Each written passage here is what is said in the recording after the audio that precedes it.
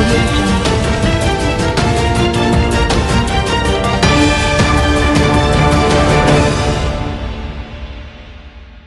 प्रशांत और आप देख रहे हैं रोहतास पत्रिका। आज हमारे साथ इंटरव्यू के सेशन में बिहार के जाने माने कलाकार एवं गीतकार दिवाकर कुमार मौजूद हैं।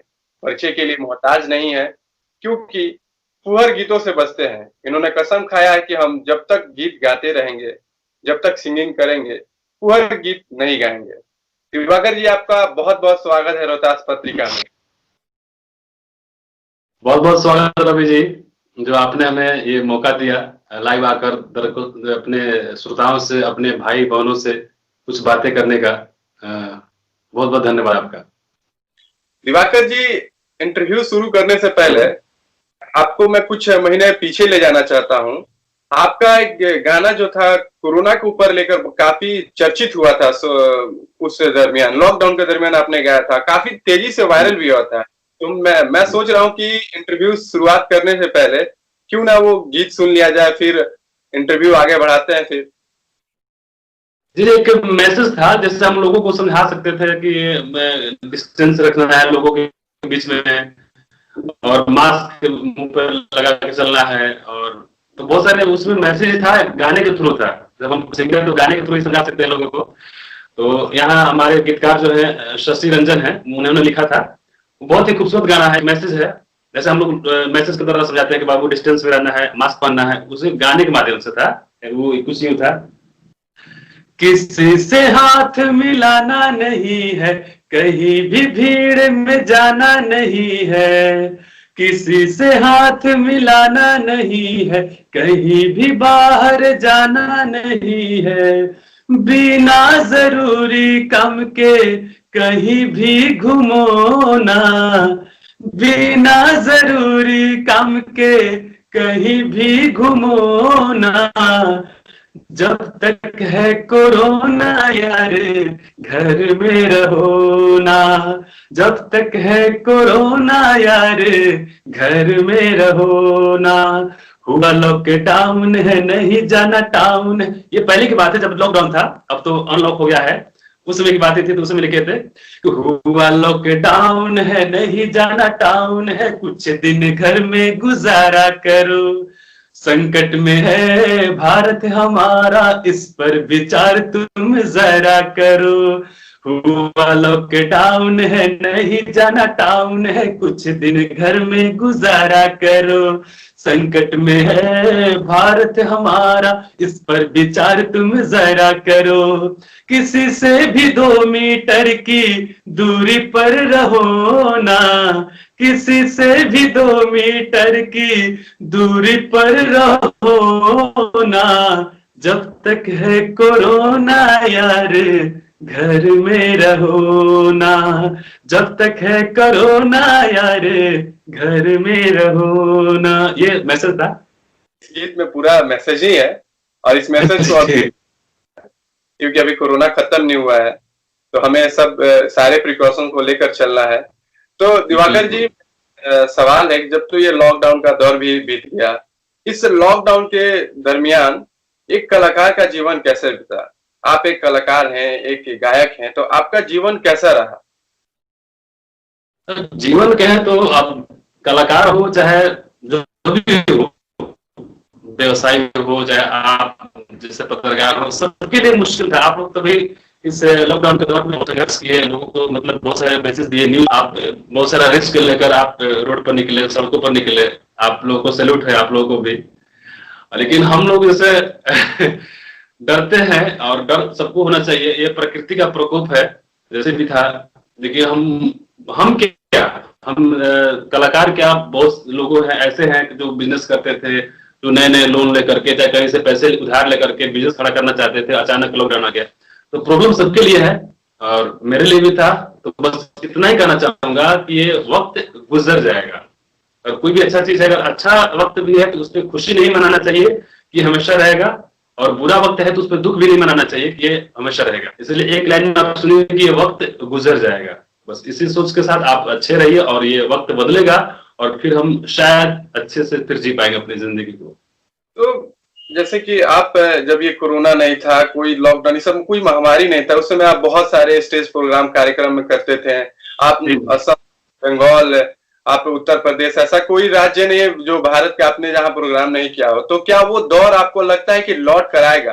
क्योंकि आपके साथ तमाम ऐसे कलाकार हैं जो उनका जो अब प्रोग्राम नहीं कर रहे हैं, जो आयोजन नहीं कर पा रहे हैं, तो आपको क्या लगता है?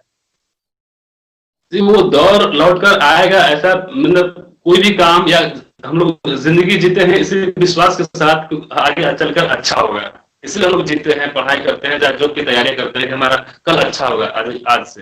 तो बहुत कुछ चेंज हुआ है और बहुत कुछ है, पहले जैसा नहीं रह जाएगा। हमारा मन, हमारा सोच, सब कुछ चेंज हो गया थोड़ा बहुत।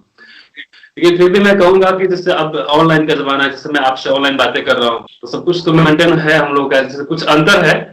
हम इतना ही कलाकारों से कहेंगे कि आप लोग यूट्यूब पे चाहे बहुत सारे सोशल मीडिया है उस पर आप लोग वीडियो डालिए और लोगों के बीच पहुंचिए। और हो सकता है बहुत सारे पेज है, बोलते हैं कि मेरे पेज से लाइव आ जाइए, मेरे पेज से ये कर दीजिए। तो आप अगर कहीं स्टेज शो करने जाते हैं तो उसका पेमेंट है, कलाकार है, हम लोग का भी पेट है। तो आप जो पेज के लिए लोग आते हैं कि लाइव कैसे चाहिए, और चाहिए कि भैया हम हमेशा ऐसे फ्री में गाते रहेंगे तो फिर हमारा क्या होगा। आर्थिक जो स्रोत था जिससे आप कार्यक्रम से जाते थे, जो आपने बताया, वो तो रुक ही गया होगा। जी जी, बिल्कुल बिल्कुल रुक गया है। तो दिवाकर जी, जब आपके बारे में मैंने थोड़ा सा जानकारी लिया, लोगों से बातचीत किया, तो पता चला कि आप फुहर गीत नहीं गाते हैं। और आपने कसम खाया कि जब तक गीत गाएंगे, मतलब भोजपुरी गीत जब तक गाएंगे आप, तो भोजपुरी गीत में अश्लीलता का बढ़ावा नहीं देंगे, फुहर गीत नहीं गाएंगे। तो क्या आप पैसा नहीं कमाना चाहते हैं? क्योंकि सारे लोग तो यही कर रहे हैं, भोजपुरी में जितने सारे कलाकार हैं फुहर गीत गा रहे हैं, अश्लीलता का बढ़ावा दे रहे हैं। तो क्यों आप क्या पैसा नहीं कमाना चाहते? ये पैसा के बिना बहुत कुछ संभव नहीं है, लेकिन पैसा कमाने का ये मतलब नहीं है कि हम अपना इज्जत, अपने घर की इज्जत रोड पर घुमाएं और रोड पर मतलब सारे आम दिखाएं। सब कुछ पता होता है कि हमारे शादी के बाद संबंध बनता है, वो करता है, तो उसको हम ओपनिंगली ला करके दिखाएं। मान लीजिए जो संगीत में लोग अश्लील गाना गा रहे हैं, उनको लगता है कि अश्लील नहीं है, यही ट्रेंड है, तो उनको क्यों नहीं लगता? इससे बहुत से लोग सिंगर हैं, उनके घर के माता पिता भी चाहते होंगे कि मेरा बेटा है तो हम लोग भी गाना सुने। तो वो जब अश्लील शब्दों का यूज करते हैं तो वो घर पे क्यों नहीं देते हैं गर्व के साथ कि मम्मी है हम गाना गैले बनी लते सुन, एकरा के सुबह शाम भजन लगा सुनी है। तो मम्मी के लिए और अपने बहन के लिए जो खराब है, वो समाज के लिए कैसे अच्छा हो सकता है? जो लोग गाते हैं गाना अश्लील शब्दों का यूज करते हैं, हम तो बोल नहीं सकते कुछ भी, लेकिन वो घर पे भी गर्व के साथ देना चाहिए अपने माँ को, बहनों को कि हाँ भाई लीजिए, इसको भी शेयर आप लोग कीजिए। तो उनसे हमको क्यों लगता है अपनी ही माँ और अपनी ही बहन केवल होती है क्या? जब हम बस में जाते हैं तो बहुत सारे अश्लील गाने बजते हैं, बहुत लोग मजा लेते हैं। वही अपनी बहन के साथ हम लोग जाते हैं तो उसको मना करते हैं भैया बंद कर दो। तो ऐसा मानसिकता क्यों है बताइए? हम स्टेज शो भी करते हैं तो बहुत सारे डांसर भी आते हैं, तो हम अपना गाना जो हम हमारा जो मूड है गाने का, हम वो गाना गाते हैं आराम से और उतरते हैं। हमको डांसर हमको नहीं चाहिए कमरे में हाथ पकड़ के गाएं तो करें, हमको खुद शर्म आता है। तो हम बताइए कैसे भोजपुरी, हम जिस क्षेत्र में रहते हैं, जो हमारी भाषा है वो हमारी माँ होती है, और हम उस माँ को नीलाम करते हैं कुछ पैसों के लिए। तो आगे जा करके आप कोई दिवाकर नहीं बोल सकता है। ये बड़ी बात की है कि जो हम भोजपुरी में जो अश्लीलता बढ़ा रहे हैं, अपने ही कहीं ना कहीं भाषा को अपनी भाषा की नीलामी कर रहे हैं। बिल्कुल तो बिल्कुल, बाहर जाके देखिए, आप अदर कंट्री में, अदर स्टेट में जाकर देखिए। बिल्कुल, आपकी ये सोच हमें बहुत ही पसंद आया। और मुझे जितने सारे युवा पीढ़ी के जो कलाकार आ रहे हैं, गीतकार आ रहे हैं, उन्हें सीखना चाहिए कि हम क्या कर रहे हैं, ऐसा नहीं हो। कहने का मतलब है कि हम अपने घर की जो हमारी बहन बेटियां हैं उनकी हम इज्जत करेंगे, उनको हम रिस्पेक्ट देंगे, तभी तो हमारे आस पड़ोस के लोग हम उनको भी रिस्पेक्ट देंगे कि नहीं दिवाकर अपने बहन को या अपनी माँ को अच्छे से बोलता है, अच्छे से रिस्पेक्ट देता है। अगर हम ही उनको गाली देकर बोलने लगे तो वो भी तक हंसी के पात्र बन जाएंगे, हम भी, और वो लोग भी मजाक के पात्र बनेंगे। सिंपल भाषा में है। मतलब अभी लगभग 4-5 मिनट से 6 मिनट से बात किया, लेकिन बहुत अच्छा लगा आपसे बात करके। और मैं चाहता हूं कि जाते जाते एक जितना अभी तो महामारी खत्म नहीं हुआ है, कोरोना भी है, तो हमें प्रिकॉशन लेना है। अब तो खतरा और बढ़ गया क्योंकि हम लोग बाहर निकल रहे हैं, हर काम के लिए निकल रहे हैं, तो हमेशा मास्क रखना है, सैनिटाइजर रखना है। तो उन लोगों संदेश देना चाहते हैं जो थोड़ा सा भी लापरवाही बरत रहे हैं, तो उनको उन लोगों के लिए बेसिकली क्या कहना चाहते हैं लोगों के लिए पूरा? देखिए, अब हम कहते हैं जैसे कोरोना है, महामारी है, तो ये अब लोग बोलते हैं कि सरकार की चाल है, तो ये है वो, इससे कोई मतलब नहीं है। हैजा भी, कोलरा भी, बहुत सारा बीमारी है, टाइफाइड भी है, तो ये अचानक हो जाता है इधर उधर घूमने से, लापरवाही करने से। तो हम अपने आप को स्वस्थ रखेंगे। और कोरोना एक महामारी है जो अचानक आ गया। अगर कोई टाइम टेबल देकर रहा था कि हम 1 साल के बाद आएंगे, तो हमारी सरकार कुछ भी ऐसा एडजस्ट कर सकते थे, हम लोग मैनेज कर सकते थे कि हम लोग इस तरह से लड़ेंगे।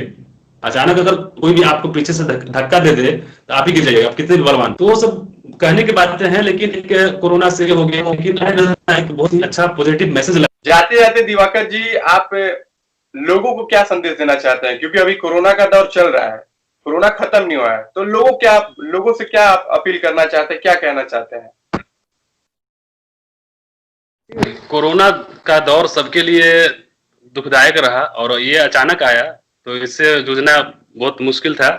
और हम लोग ने बहुत अच्छा रिकवर किया इस पे, हमारे सरकार ने। तो कहना है कि देखिए, हर चीज में अगर हम लोग नेगेटिव सोचेंगे तो हमारा ही नुकसान होगा। जो होना था वो हुआ, और जो हो रहा है वो होना ही है। तो कहीं ना कहीं कोरोना पे बहुत से लोग बोल रहे हैं कि ये हो गया तो मेरा ये छिन गया, तो मेरा ये खत्म हो गया। दुनिया भर की टेंशन, मतलब नेगेटिव चीजें। मैंने कोरोना पे एक कविता लिखी है जो पॉजिटिव वे में है। जाते जाते मैं आप लोगों को बस इतना ही कहना चाहूंगा कि कोरोना आकर हमें बहुत कुछ सिखला गया। कैसे? कोरोना हमको ये बताया कि जाति धर्म नहीं हमारा, हम तो बस इंसान हैं। जाति धर्म नहीं हमारा, हम तो बस इंसान हैं। मानव की करे जो सेवा, वही यहाँ भगवान है। घर में कैद करके भी वह हमें सही रास्ता दिखला गया। कोरोना आकर हमें बहुत कुछ सिखला गया। जब भी बीमार पड़ो, जड़ी बूटी की सेवन करो। जब भी बीमार पड़ो, जड़ी बूटी का सेवन करो। कहता है कोरोना, प्रकृति को नमन करो।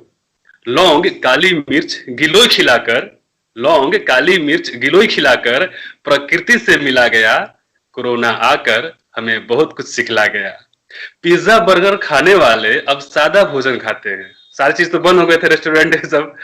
तो पिज्जा बर्गर खाने वाले अब सादा भोजन खाते हैं। हाय हाय जो करते थे, अब चैन की नींद सो जाते हैं। इच्छाओं पर कंट्रोल करना, यह हमें बतला गया। कोरोना आकर हमें बहुत कुछ सिखला गया। कोरोना आकर हमें बहुत कुछ सिखला गया। दिवाकर जी, बहुत बहुत बहुत आपका धन्यवाद कि आपने हमारे लिए समय निकाला, और मैं आपके भविष्य के लिए कामना करता हूँ। बहुत बहुत धन्यवाद दिवाकर जी। आपका बहुत बहुत धन्यवाद रवि जी कि आपने हमें एक माध्यम दिया। हम लोगों से, अपनों से दूर थे थोड़ा सा, और ये ऑनलाइन की वजह से हम बहुत से लोगों से मिले और उनसे बातें हुई, रूबरू आपसे भी हुआ। तो आपका बहुत बहुत धन्यवाद कि आपने हमें ये मौका दिया। और इस तरह आप जब भी बुलाएंगे तब हम हाजिर हैं आपके लिए, सबके लिए। हमारा काम ही, हम कलाकार हैं। बहुत बहुत धन्यवाद। आपसे बातें करके बहुत अच्छा लगा। धन्यवाद।